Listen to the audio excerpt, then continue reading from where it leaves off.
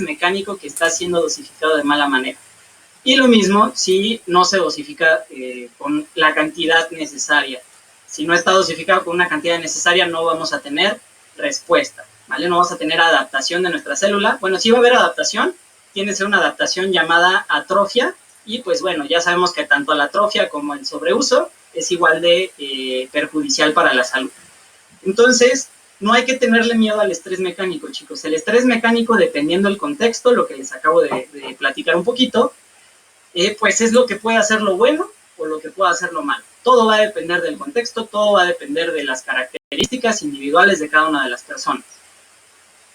Y ahora sí vamos a empezarnos a adentrar un poquito en las cargas o los esfuerzos, también lo pueden llegar a encontrar.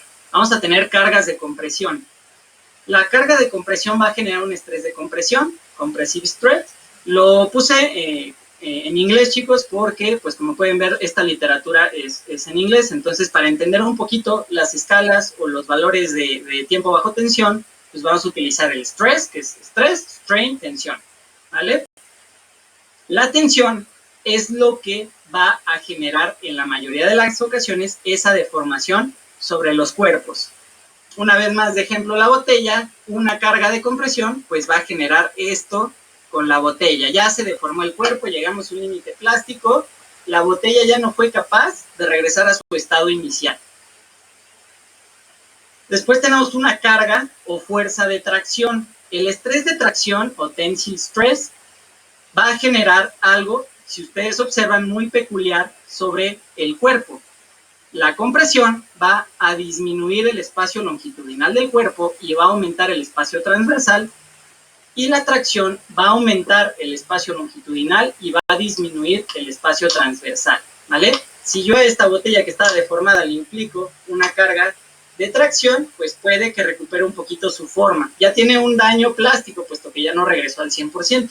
Pero pues bueno, es por eso que, pues bueno, hay algunos teóricos que defienden que la hernia de disco, contracción, con compresión, etcétera, ya les diré mi opinión al final de la presentación. Pero bueno, la compresión y la tracción son fuerzas que se contraponen. Nunca vamos a encontrar una fuerza de tracción y de compresión en el mismo punto de aplicación en un objeto.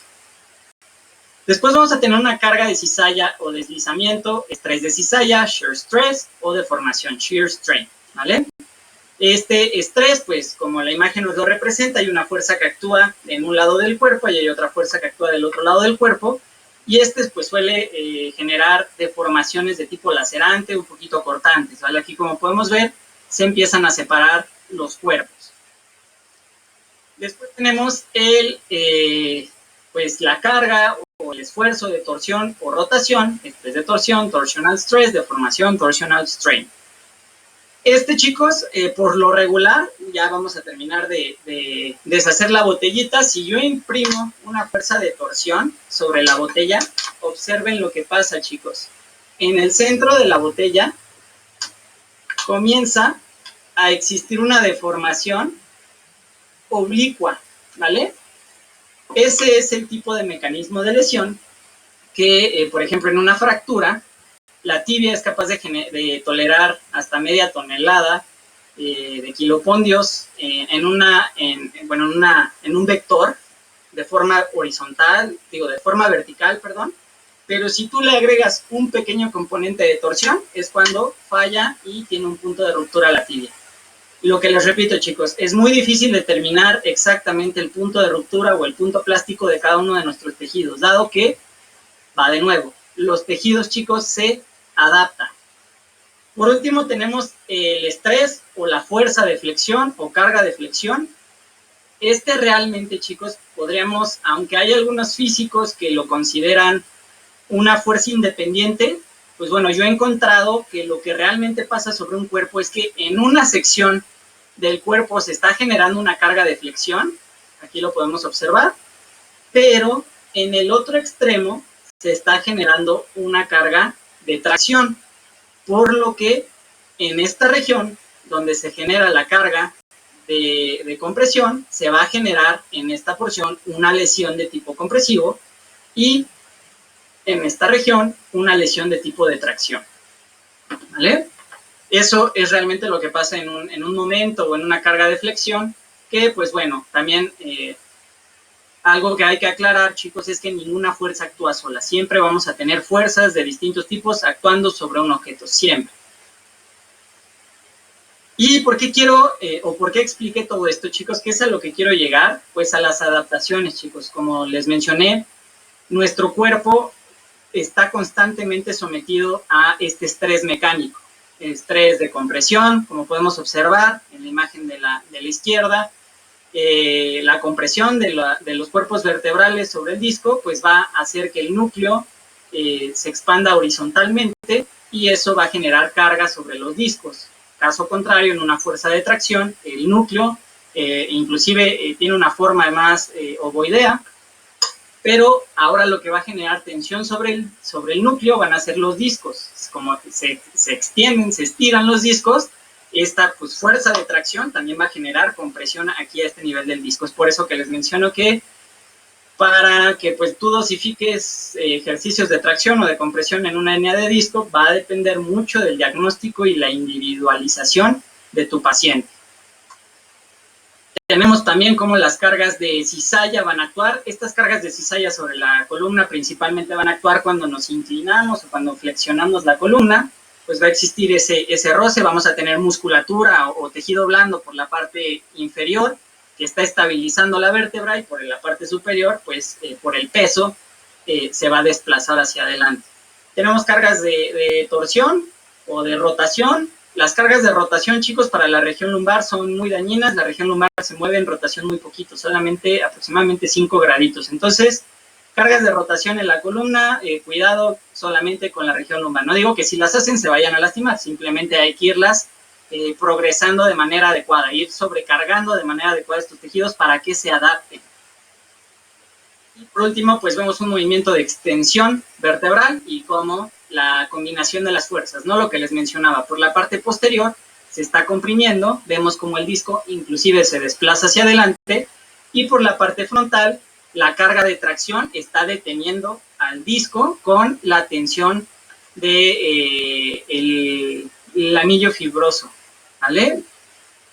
Por eso va de nuevo, chicos, prescribir ejercicio en cuestiones de columna es cuestión de estudiar bien el caso. ¿Por qué? Les explico, les muestro cómo interactúan las fuerzas en este ejemplo con la columna, chicos, porque las fuerzas interactúan de la misma manera con todos nuestros tejidos y principalmente con el tejido blando, con el tejido viscoelástico, pues vamos a tener características específicas, lo que les mencionaba hace ratito. Las cargas excesivas van a provocar o traumas o adaptaciones negativas, pero no dejan de ser adaptaciones. El cuerpo sigue vivo, el cuerpo sigue respondiendo a ese estímulo. Tenemos aquí 3 ejemplos de lesiones con 3 distintos tipos de carga. La primera, la de la izquierda, podemos ver como una carga excesiva, lo que les mencioné ahorita con el dedito, del ejemplo de la pesa. Si yo acelero mucho y no tengo la fuerza necesaria para desplazar esa pesa, pues muy seguramente me voy a lastimar de esta manera. Me voy a poder llegar a esguinzar alguno de mis ligamentos, tanto dorsales como palmares, y inclusive se puede llegar a romper alguno, ¿vale? Entonces, cuidado ahí, este tipo de lesiones las vemos en el fútbol, ¿no? En el americano, en los dedazos con el balón. Después tenemos una carga excesiva de tracción. No digo, chicos, que nada más se desgarra un músculo con cargas de tracción, también se llegan a desgarrar con cargas de compresión, pero bueno. En este caso, pues podríamos decir que es un isquiotibial que no tiene unas adaptaciones elásticas o viscoelásticas necesarias para tolerar esas fuerzas de aceleración y desaceleración y pues al final de cuentas cede, llega a un punto de ruptura el vientre muscular.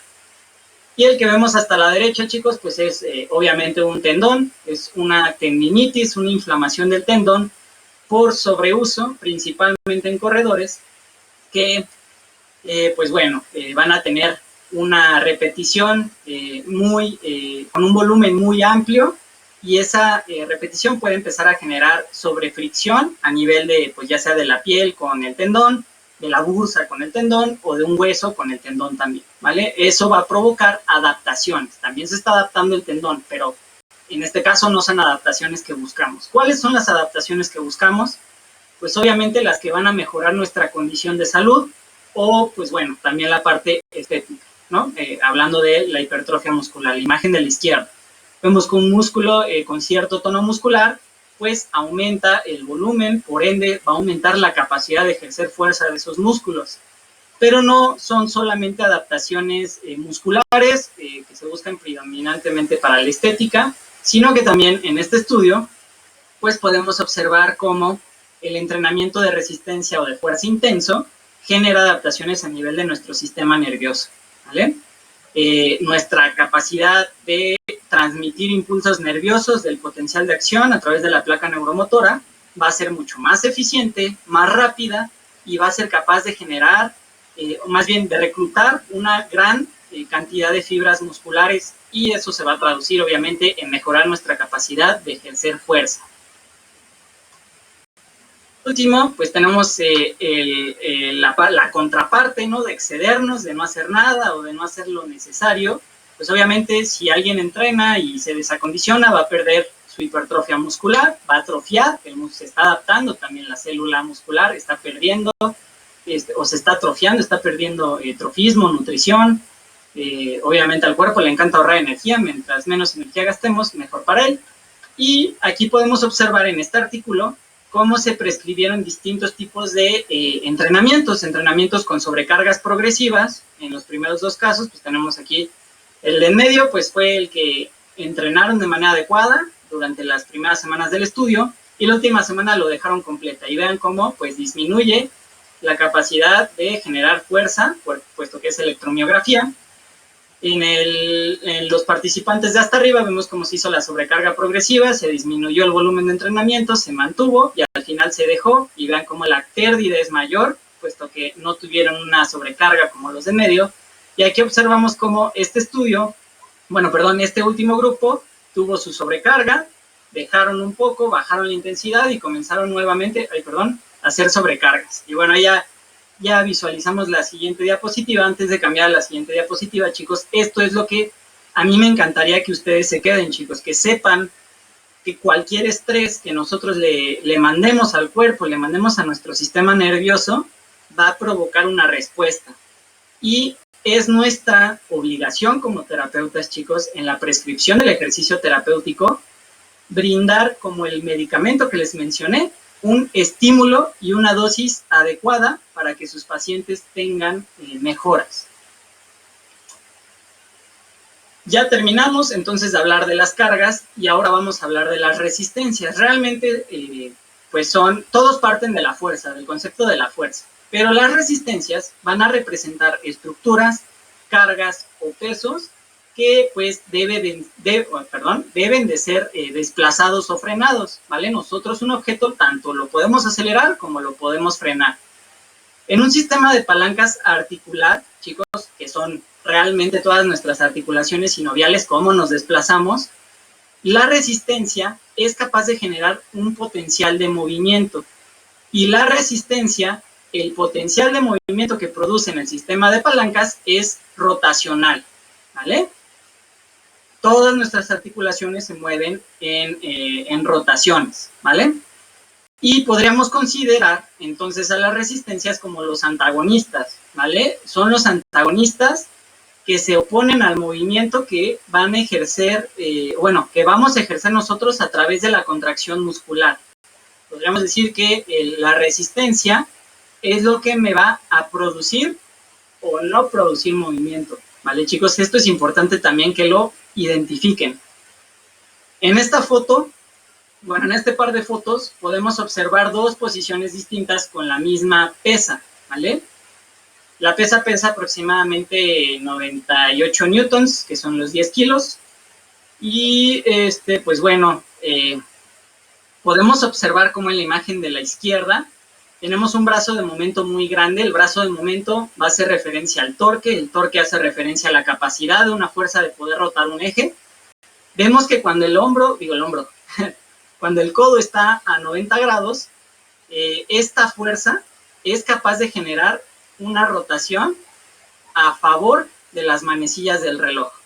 ¿Vale? Por aquí creo que hay cómo marcar.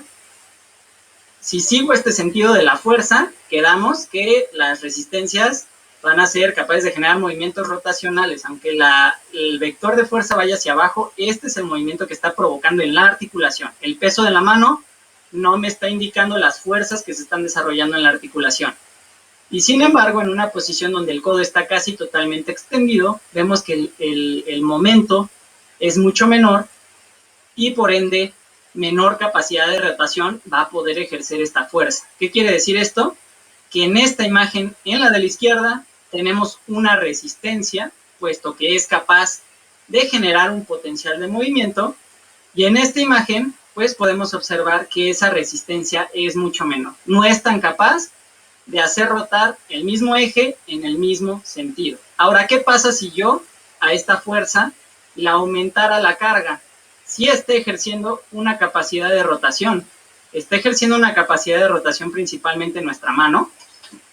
Si lo vemos con esta pesa, si yo la agarro así, pues al parecer no está generando rotación. Pero si yo voy perdiendo la fuerza de mi agarre, vean cómo la pesa es capaz de rotar los ejes que tenemos a nivel de nuestras articulaciones interfalángicas.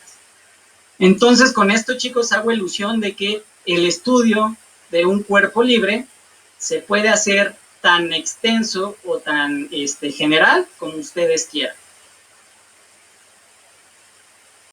Ahora, como les digo, yo entiendo que está un poquito pesado, pero vamos a empezar ahora sí ya con lo práctico, chicos. Ya vamos a activarnos. Como les digo, estas son las cosas que ustedes se pueden llevar desde ya para aplicar con sus pacientes o para aplicarlo con ustedes mismos. Lo primero de todo es aprender qué es la carga gravitacional. La carga gravitacional pues va a provenir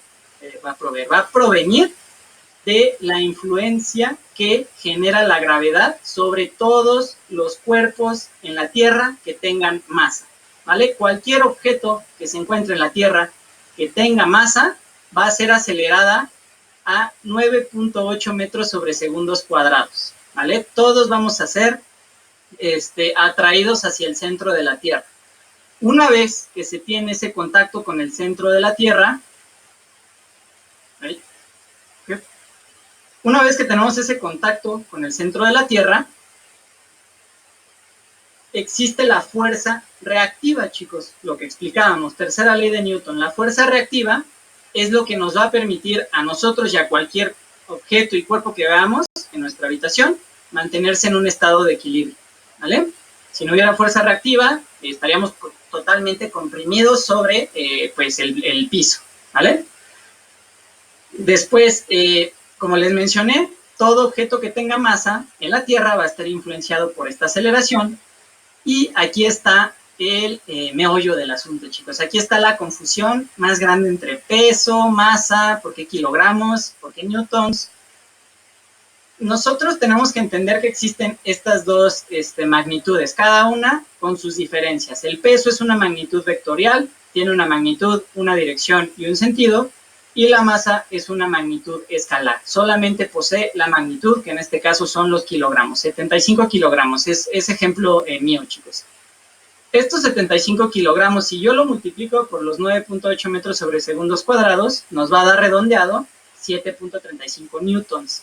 Esta es la fuerza, este es el peso, chicos. Cuando ustedes escuchen peso, automáticamente piensen en fuerzas, no piensen en la masa que tiene su paciente, en la masa que tiene una pesa, en la masa que tiene un objeto. Piensen en la fuerza que va a producir ese objeto o esta estructura en este caso. La confusión proviene de algo denominado kilogramo fuerza. El kilogramo fuerza se creó o se inventó para hacer referencia directa a los 75 kilogramos influenciados ya por los 9.8 metros sobre segundos cuadrados. ¿Qué quiere decir esto? Que los 75 kilopondios es una unidad de fuerza que se ve influenciada también en este caso por la gravedad de la Tierra. Si estuviéramos en la Luna sería otra medición, si estuviéramos en el espacio, dependiendo si hay algún objeto con mayor masa que nos atraiga, sería otra medición. Pero en la Tierra es esto, ¿vale? Yo utilizo más el newton, se me hace una medida más exacta, pero bueno, utilizar kilopondio, que es la medida para determinar el kilogramo fuerza, es totalmente correcto también. Lo que no es correcto es mencionar kilogramo. Ahora vamos con lo bueno, con la matemática un poquito, chicos, a activar el cerebro. Vamos a determinar la fuerza que se está ejerciendo en mi articulación del codo, chicos. Oigan, en la articulación del codo. También para determinar eso, pues hay que saber la cantidad de fuerza muscular que se está ejerciendo. ¿Cómo vamos a determinar la fuerza muscular? Pues bueno, tomé esta fórmula del libro de Biomechanics, donde nos dice que para determinar la fuerza muscular tenemos que hacer esta operación, tener el total de movimientos o de fuerzas que van en sentido de las manecillas del reloj y tener el total de las fuerzas que van en contra de las manecillas del reloj. Si observamos aquí la imagen, tenemos dos tipos de fuerzas que van en contra de las manecillas del reloj. Las puse de color rojo para que se identifiquen fácil. Tenemos que la pesa, les mencionaba, pesa 10 kilogramos, por lo que si lo multiplico por 9.8 me da 98 newtons. Y ahora, ¿qué nos falta, chicos? Pues nos falta determinar cuál es el peso de mi antebrazo. Para ello, chicos, tuve que hacer investigación, tuve que meterme a libros de antropometría para encontrarnos con esta fórmula. ¿Cómo determinar el peso del antebrazo? Pues bueno, muy sencillo. Tenemos que hacer una regla de 3 y aproximadamente el peso de nuestro antebrazo va a equivaler a 2.25% de nuestra masa corporal, ¿vale? Entonces, sencillo, simplemente hago la fórmula 75 por 0.0225 y me da un total de 1.68 kilogramos. Eso es lo que pesa, bueno, no lo que pesa, ya ven, es la confusión que todo el mundo. Es la masa que tiene el antebrazo, son 1.68 kilogramos, y pues bueno, para determinar la fuerza, como estoy en la Tierra, lo acelero a 9.8 metros sobre segundos cuadrados, y el resultado de esa multiplicación me da 16 newtons. Y aquí podemos observar cómo ya tenemos las cargas totales que van en contra de las manecillas del reloj. Para quien todavía esté un poquito confundido con en contra y a favor, simplemente seguir hacia dónde están apuntando los vectores. Este no es vector, chicos, esta es la pregunta que tenemos acá arriba. Entonces, la fuerza muscular, en este caso solamente utilicé el bíceps para no hacer tan largo la multiplicación, pues es una fuerza que va en contra de las manecillas del reloj, ¿vale? Esto es para poder determinar y estudiar las fuerzas que influyen en mis articulaciones, que ahorita veremos por qué es importante determinar estas fuerzas. Para determinar los momentos, chicos, aquí hablamos de momentos, es imprescindible también conocer la distancia del eje donde se está produciendo la rotación a el vector de fuerza que va a desplazar ese eje. Aquí podemos observar cómo lo hice, chicos, con una cinta métrica, sencillo. Obviamente hay que saber de anatomía, reparos anatómicos, donde se inserta el bíceps, se inserta sobre la tuberosidad radial. Entonces, en mi caso, por la longitud de mi brazo, la tuberosidad se encuentra a 6 centímetros aproximadamente. Por eso aquí tenemos los 60 milímetros. Después tenemos que el centro de masas, el peso libre, lo que nos habla directamente la carga gravitacional es que en nuestro cuerpo, chicos, hay algo que se denomina centro de masas. ¿Dónde se ubica el centro de masas? Dado que no somos cuerpos totalmente simétricos, se van a ubicar en los extremos más pesados de nuestras estructuras. En el caso del antebrazo, es en la región casi medial del antebrazo donde se encuentra el extremo más pesado. Por eso hice la medición ahí, que da a 15 centímetros, 150 milímetros, y por ende ya tengo la medida de la fuerza de este vector, que son los 16 newtons. Y por último, pues ya nada más falta la de la pesa, punto de aplicación de la fuerza, donde está haciendo contacto la pesa con mi mano. Ahí determino la siguiente distancia, que fueron 38 centímetros, o sea, 380 milímetros. Entonces, ya teniendo estos datos, ahora sí, es cuestión de realizar nuestra fórmula. Tenemos que sumar el total de las fuerzas que llevan el la extremidad, a favor de las manecillas del reloj, tenemos 16, de aquí sale el 16 newtons, por la distancia, por punto 15, aquí está, 98 newtons, que es el peso de esta pesita, 38, perdón, que son los 380 milímetros, y pues bueno, la masa, el muscular strength, que es el dato que estamos buscando, pues obviamente va a estar a la distancia que nos marca el reparo anatómico. Entonces, teniendo ya nuestras mediciones, pues bueno, vamos despejando la fórmula como cualquier operación matemática y tenemos este resultado. 40 newtons es la fuerza total de este sentido en contra de las manecillas del reloj, ¿vale? Y de aquí ya simplemente tenemos que despejar la fórmula. Músculo, pues está multiplicando, pasa dividiendo, y 40 entre 0.06, que es la distancia de nuestro bíceps, nos da el resultado entonces de 666 newtons de fuerza. Esa es la fuerza, chicos, que está ejerciendo el bíceps para mantener esta contracción isométrica. Si lo trasladamos a kilopondios, kilogramos fuerza, 67 kilopondios, 67 kilogramos si lo quieren ver de esa manera. Recuerden que es kilopondio. Me van a decir, oiga, profe, ¿cómo es posible que sea tanto? Recuerden que la palanca que tenemos a este nivel de nuestro codo es una palanca de tercer género, es una palanca de interpotencia. ¿Qué quiere decir esto? Que esta palanca nos va a poner en una situación de ventaja mecánica para desplazar y generar grandes cantidades de fuerza. Y como pueden observar al resolver la fórmula, pues se cumple eso. Continuamos. Pues bueno, ya tenemos el dato, los datos que nos interesan para determinar la fuerza que se está ejerciendo en mi articulación bueno, es la articulación húmero-cubital principalmente. Tenemos 666 newtons de fuerza que estoy ejerciendo con mis músculos para desplazar los 40 newtons del peso total de las fuerzas que me llevan a favor de las manecillas del reloj. Despejamos la fórmula nuevamente, vamos consiguiendo los datos, 666, que es el muscular strength, más, pues bueno, la fuerza de la articulación, más menos 40, ¿no? Vamos despejando fórmulas, llegamos a este punto, despejamos la fuerza articular, tenemos 40 menos 666, y el resultado me da menos 626 newtons de fuerza, los que está resistiendo mi articulación del codo, ¿vale? Que serían aproximadamente menos 63 kilopondios, menos 63 kilogramos fuerza.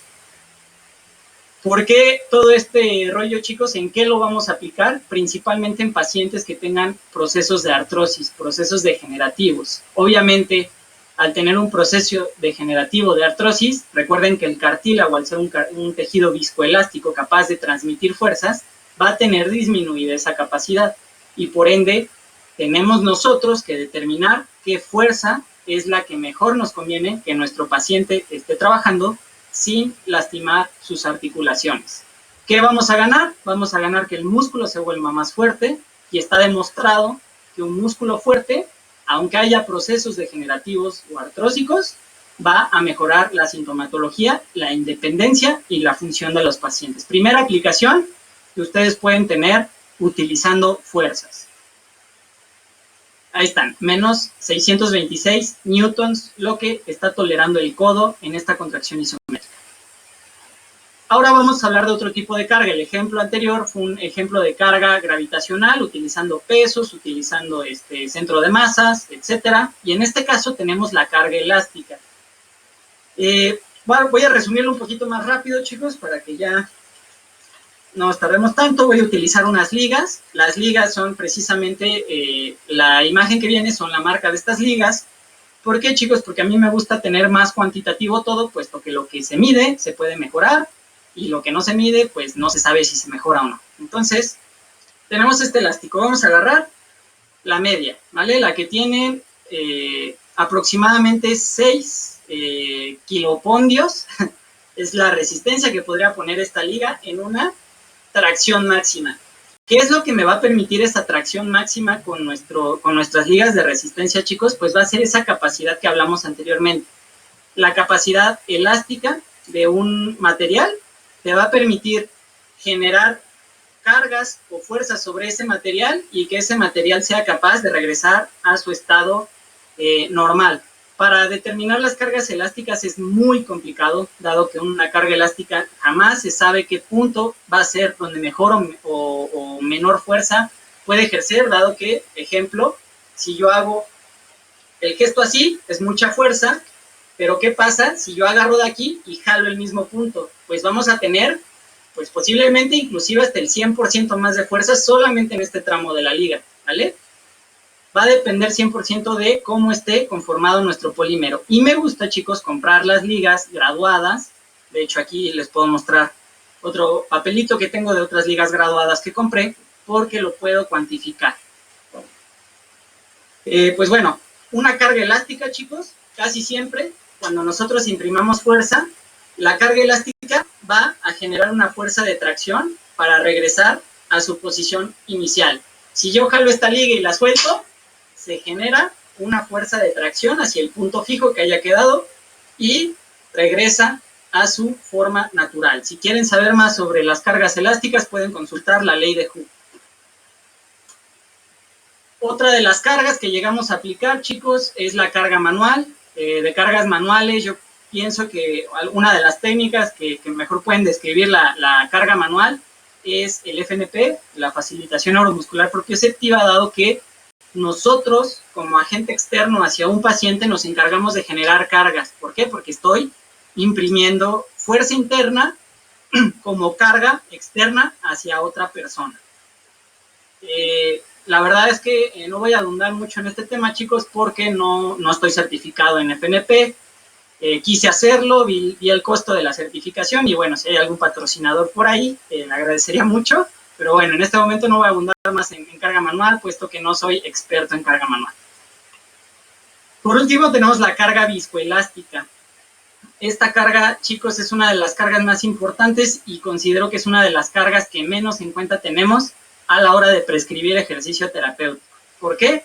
Porque casi siempre nos dedicamos a prescribir ejercicio utilizando herramientas externas sin conocer, digo sin conocer porque yo tampoco lo sabía hace algún tiempo, que nuestro propio cuerpo ya genera cargas, ya genera resistencia sobre nuestras articulaciones. Y para poder estudiar o saber cuáles son estas cargas, necesitamos forzosamente hacer diagramas de cuerpo libre. Esto es un diagrama de cuerpo libre. No completo, pero pues tiene partes. La carga viscoelástica va a estar gobernada totalmente por nuestro sistema neuromuscular. ¿Por qué? Porque va a obedecer las reglas de la inervación recíproca. Recordemos reflejos, reflejo miotático y reflejo miotático inverso, reflejo miotático de navaja. Estos son los reflejos que nos van a generar cargas internas. ¿Ah? Esa es otra de las cargas que nosotros podemos aplicar con nuestro paciente. El simple hecho, es más, vamos a activarnos un poquito, chicos. Ahí, aunque no nos podemos ver, háganlo conmigo, chicos. Vamos a poner, así como estamos sentados, nuestras manos en una supinación, codos flexionados a 90 grados, y vamos a estar lo más derecho posibles. Al momento que yo realizo un movimiento de rotación externa, inclusive esta interrogante la tuve gracias a un alumno que me preguntó esto y pues yo le comenté que tenía que abundar más en el tema para poderle dar una respuesta. Esta es la respuesta. Él me comentaba que parte de la capacidad de generar flexibilidad o elasticidad, recuerden, la flexibilidad es la capacidad de una articulación de desplazarse y la elasticidad es capacidad del músculo. Me decía, muchas veces no es la capacidad de un músculo o la capacidad de elasticidad de un músculo la que te va a permitir llegar a rangos de movimientos completos. Muchas veces es más la debilidad que tiene el músculo agonista que no puede contrarrestar la fuerza del antagonista. Y pues abundando y estudiando más, tiene toda la razón. Casi siempre nuestros rotadores externos son más débiles que los internos, puesto que luchan con músculos muy grandes, pectoral mayor, dorsal ancho, el subescapular, contra los pequeñitos infraespinoso y redondo menor, a hacer la rotación. Entonces, así como están, supinación, flexión de codos, rotamos nuestros brazos hacia afuera y podemos sentir, bueno, no en todos, quien tenga fuerza, pues no, pero quien le haga falta fuerza, vamos a empezar a sentir que existe una resistencia que me quiere llevar los brazos hacia adentro. Inclusive hagan eso. Traten de llevar sus brazos a una rotación externa máxima y después dejen de ejercer fuerza. Y vean cómo nuestra carga viscoelástica, la carga que generan los rotadores internos, regresa nuestros brazos hacia la pues, rotación interna. ¿Vale? Eso es muy interesante, puesto que no necesariamente tenemos que empezar nuestra prescripción de ejercicio terapéutico cargándole una pesa, una polaina, una liga a los pacientes. Si el paciente no tiene un adecuado control neuromuscular y un adecuado nivel de fuerza, lo más conveniente es comenzar a hacerlo de esta manera.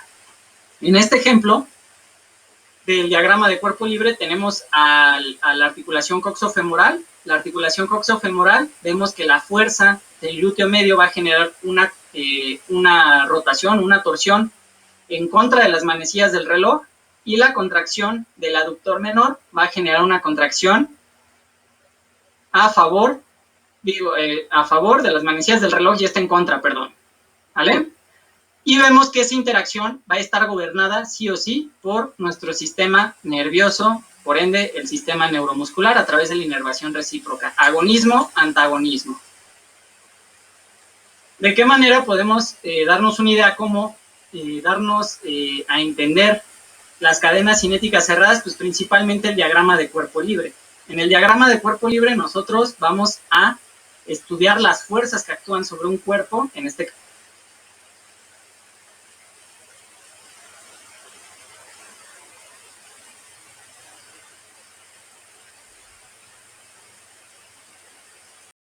Estudiar las fuerzas que actúan sobre un cuerpo, en este caso sobre nuestras estructuras, para que éstas sean desplazadas y, bueno, si lo vemos más interno, qué tipo de deformación pueden provocar estas cargas. Yo así lo enseño, chicos, en mis clases, un diagrama de cuerpo libre. Le hago entender a mis alumnos que dependiendo la vista es el plano que vamos a evaluar y por ende el eje de movimiento que se va a evaluar. Entonces, aquí tenemos una vista frontal, vemos ahí el hueso coxal, vemos el fémur, vistos de frente, vemos el sacro en la parte anterior, y vemos, bueno, yo suelo estudiar los planos y ejes con colores. El color azul para mí es el plano coronal o frontal, y de aquí yo ya sé que este plano coronal o frontal va a ser ejercido por fuerzas de músculos que van a generar abducciones y aducciones, en el caso de la articulación de la cadera. Entonces, aquí vemos la interacción de las fuerzas. Las fuerzas musculares, chicos, muy importantes. Son fuerzas que van a generar en el tendón una tracción y en la fibra una compresión, puesto que la contracción en todos los músculos es de esa manera.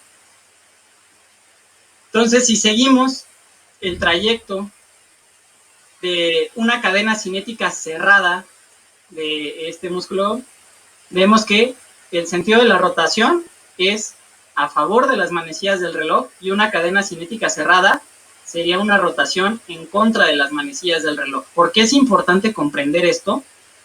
Porque, pues bueno, otro ejemplo, diagrama de cuerpo libre, ahora de los músculos que se encargan de abducir. En mis valoraciones, chicos, sobre todo esto lo van a aplicar más en las valoraciones clínicas, existe una prueba donde yo escuché muchas veces que la abducción de cadera, o más bien el músculo glúteo medio, que es el músculo agonista de la abducción de cadera, tiene debilidad, vamos a tener un tren de Lemberg positivo, ¿vale? Y sí tiene razón. La posición de tren de Lemberg, cuando no hay una adecuada contracción en cadena cinética cerrada del glúteo, aquí lo podemos observar, la pelvis va a bascular. Sin embargo, si tenemos un adecuado nivel de fuerza, la pelvis no va a bascular, perdón. Pero no estamos viendo la inervación recíproca, chicos. ¿Realmente tengo un tren de Lemberg positivo por debilidad del glúteo medio o tengo un tren de Lemberg porque existe mucha rigidez en la capacidad viscoelástica de mi grupo de músculos aductores, en cadena cinética cerrada también. ¿Vale? Entonces ahí hay pregunta que pueden ustedes responderse. Como les digo, estos últimos ejemplos son aplicaciones que pueden empezar a aplicar desde ya con sus pacientes o en campo clínico. Y pues bueno, ya de los últimos ejemplos, chicos, para ejemplificar un poquito la cinemática y la cinética en un solo diagrama de cuerpo libre. Para el que no recuerde o el que no sepa aún qué es la cinemática y qué es la cinética me va a hablar de cómo se da el movimiento. Solamente se encarga de describir el movimiento, no se encarga de describir qué fuerzas se están encargando para poder producir ese movimiento. En este caso, la cinética es el que se encarga de describir esas fuerzas que producen movimiento.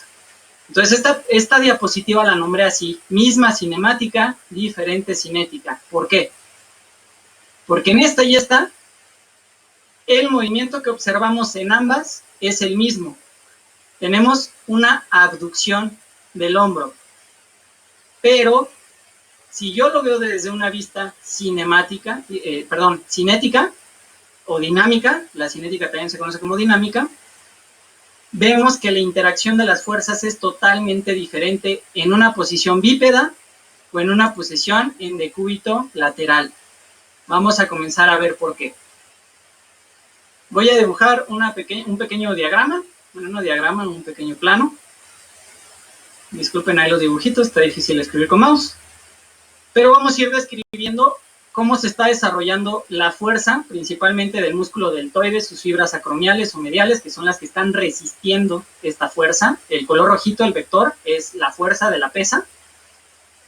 Vemos que al iniciar el ejercicio tenemos un brazo de momento mínimo, a la, pues, 3/4 del recorrido, bueno, no 3/4, 2/4 del recorrido, tenemos este brazo de momento. Al tener el brazo a 90 grados, tenemos el brazo de momento en su punto de mayor capacidad. O sea, en este punto, si el músculo deltoides no tuviera fuerza, esta aceleración sería muy fuerte, te pegaría durísimo en la pierna.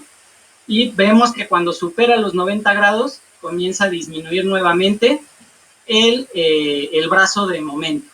Esto se va a traducir directamente en la capacidad de ejercer fuerza de un músculo.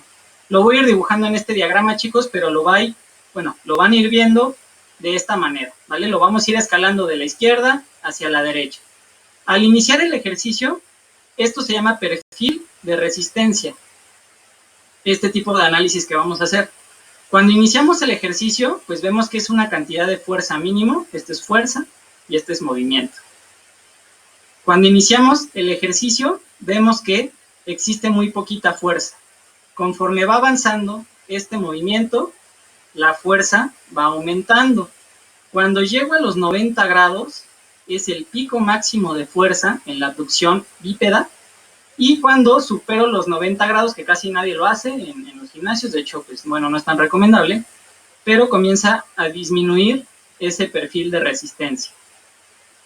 Quédense con esta imagen, por favor, chicos. Perfil de resistencia de una abducción, de una cinemática, de una abducción del hombro, pero con una cinética, con estas fuerzas. Tenemos misma cinemática. En el ejemplo sigue siendo una abducción del hombro, pero tenemos una cinética diferente. Al yo estar acostado en decúbito lateral, vemos ahora que el perfil de fuerzas va a cambiar. Se los voy a dibujar también. Perfil de resistencia es así. ¿Y qué está sucediendo ahora, chicos? Con el brazo de momento en esta posición, tenemos que el perfil de fuerza, movimiento, inicia aquí, no inicia abajo, y conforme vamos avanzando el movimiento de la abducción, la resistencia disminuye, inclusive llega a este punto que, bueno, aquí quiero explicar algo muy importante, chicos, conforme a la gravedad y los centros de masas. Cuando un centro de masas o un cuerpo libre es la pesa, centro de masas el antebrazo y el húmero, supera la acción de la gravedad, en este caso la va a superar después de los 90 grados, ahora este movimiento va a favorecer la abducción, no va a tener una máxima activación del deltoides, más bien va a ser de los estabilizadores escapulares y los músculos que resisten la abducción. Por eso ese ejercicio lo anulamos, ¿vale? Le decimos adiós porque en este caso no nos funciona por el posicionamiento. Pero vemos la diferencia entre el inicio del ejercicio en realizarlo en decúbito supino, en decúbito lateral, y en realizarlo en bipedestación. Otra aplicación clínica que pueden utilizar, chicos, si a su paciente con una tendinitis del manguito rotador, que está demostrado que las tendinitis ya no se tratan con reposo absoluto, le cambias la carga, chicos, le cambias el perfil de resistencia, le duele al paciente cuando hace el movimiento hasta acá. Entonces, por ende, en este brazo de momento le va a doler más porque la fuerza está ejerciendo rotación sobre el hombro y la fuerza de la contracción del deltoides está ejerciendo compresión sobre la glenohumeral. Eso ahorita van a ver la descomposición de la fuerza. Pero bueno, si a un paciente le duele el hombro en esta posición, ¿por qué no migrarlo a esta posición? Donde también va a ser capaz de generar fuerza, de seguir adaptándose, de que le dé oportunidad al tendón de que se recupere, pero sin dejar de entrenar. Eso es lo que nosotros, chicos, con estos diagramas, utilizando la cinemática y cinética, podemos empezar a controlar y prescribir, así como dosificarlo a nuestros pacientes. Es tercer ejemplo de aplicación física que pueden utilizar desde ya, chicos. Posicionamiento. Hay que estudiar cinemática y cinética un poquito para que lo puedan comprender mejor. Por último, chicos, les mencionaba el sistema de fuerzas, el que vimos al principio, fuerzas sumadas, contrarrestadas, y ay, se me fue el nombre, ahorita regresa. Pero bueno, vamos a poner este ejemplo de descomposición de las fuerzas, hablando nuevamente de si existiera alguna lesión en el hombro, donde al sobrecargarlo o al generarle fuerzas de compresión, el hombro genere dolor o pueda generar estrés que lo deforme los tejidos blandos, pues. Aquí vemos este ejercicio, podríamos decir que es una abducción en un plano transversal, pero ¿qué está sucediendo realmente con la fuerza? La fuerza externa, la carga, pues va a ser esta polea, bueno, el cable que genera la resistencia a través de la polea. Tenemos que la fuerza principal va a ser esa carga externa. Aquí está. Vamos a ir descomponiendo las fuerzas. Vimos fuerzas compuestas más, bueno, hasta el principio, estas son fuerzas descompuestas. Esta carga que genera esta polea es la mayor, es la resultante. Pero, por ejemplo, si aquí no hubiera activación del deltoides en sus fibras posteriores, la propia resistencia externa llevaría primero el brazo de esta manera, de esta dirección. Déjenme mejor lo coloreo. O sea, si yo no ejerciera fuerza con el deltoides, primero sería un movimiento así y después el movimiento hacia acá. Por eso está descompuesta la fuerza de esa manera. ¿Y cuál es la fuerza interna encargada de resistir o de contrarresistir más bien a esto? Pues la contracción del músculo deltoides. La flecha que está de color azul genera una carga de compresión. ¿Por qué? Porque aquí ya está nuestra glenohumeral. Esa contracción del deltoides va a comprimir aún más o puede tener cierto componente de estrés mecánico de compresión sobre el manguito rotador. Entonces, ¿qué pasa si yo cambio o descompongo la fuerza de distinta manera? La fuerza ahora la veríamos de esta manera. La fuerza principal obviamente va a seguir siendo la polea. La polea, en lugar de generar esta fuerza o esta carga de rotación, porque el hombro si se suelta va a rotarse sobre el hombro, en esta lo va a traccionar. Recuerden que las tracciones está demostrado que funcionan para pinzamientos subacromiales. Aquí estamos generando una carga o dosificando una carga de tracción.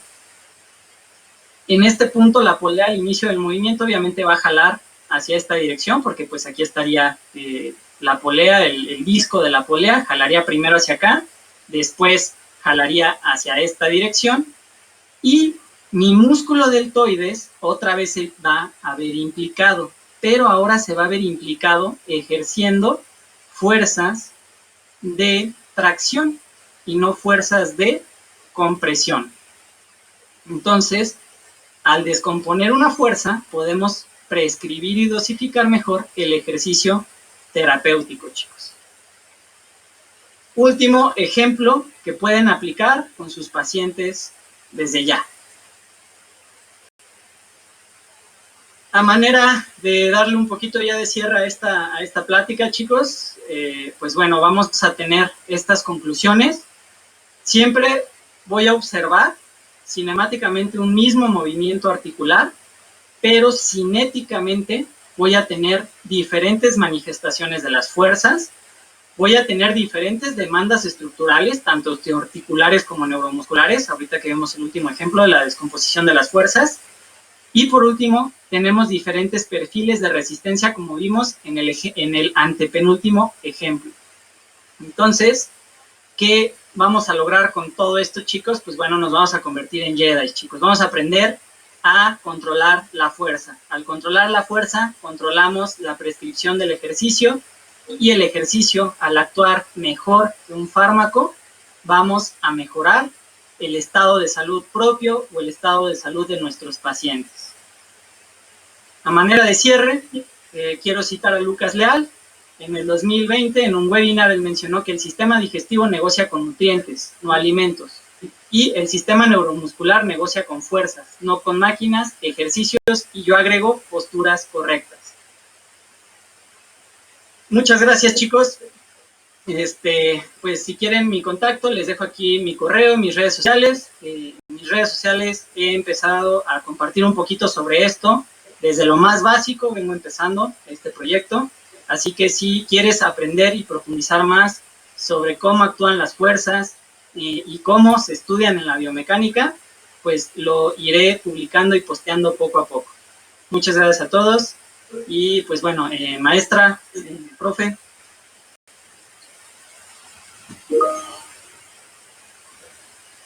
Muchas gracias, maestro. En verdad, una gran aportación.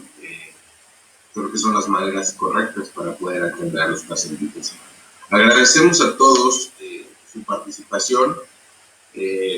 Todo esto es con el único fin que sea provechoso para ustedes. De verdad, pasen una excelente noche y nos seguimos viendo. Que estén muy bien. Muchas gracias a todos por asistir.